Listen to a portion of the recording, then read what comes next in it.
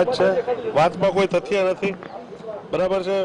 હું આપના મીડિયા દ્વારા અને પ્રિન્ટ મીડિયાને પણ રિક્વેસ્ટ કરું છું કે ભાઈ ખરી વાતની ખરાઈ કરી અને પછી જ છાપે અને પછી જ આ ન્યૂઝ વહેતા કરે, બરાબર છે। જ્યારે ઉમેદવાર તરીકે માનો ધારાસભ્ય તરીકે હું પોતે એનું ખંડન કરું છું કે ભાઈ હું ક્યાંય જવામાં નથી અને મીડિયામાં વહેતું થઈ જાય છે કે ભાઈ આ ભાજપના સંપર્કમાં છે, ભાઈ ક્યાંથી આ વાત ઉપજાવી કાઢી છે, બરાબર છે। હું પણ આ વસ્તુથી અજાણ છું અને આજે પ્રિન્ટ મીડિયાને પણ હું આપના દ્વારા રિક્વેસ્ટ કરવા માંગુ છું કે ભાઈ ખરેખર તમે જે ખરાઈ છે એ ખરાઈ કરો અને પછી જ આ વસ્તુનું તમે હાઇલાઇટ કરો, બરાબર છે। ખોટી રીતે બદનામ કરવાની આ ભાજપનું ષડયંત્ર છે અને આનું સંપૂર્ણપણે હું ખંડન કરું છું। તમે પ્રભારી સાથે પણ મુલાકાત કરી અને પરેશભાઈ સાથે પણ મુલાકાત કરી, શું કોઈ રજૂઆત તમારા તરફથી કરવામાં આવી છે ખરી? મુલાકાત નથી કરી। અમે આવતીકાલના કાર્યક્રમની વ્યવસ્થાના ભાગરૂપે અત્યારે અમે ત્યાં જે વેન્યુ છે વેન્યુ પર જવા માટે નીકળતા હતા, કોઈ જાતની અમારે નથી। મને જવાબદારી સોંપવામાં આવી છે પ્રોટોકોલ તરીકે મારે એક મંત્રીશ્રીની જોડે રહી અને એમને ગાઈડ કરીને મારે એની સાથે રહેવાનું છે, એટલે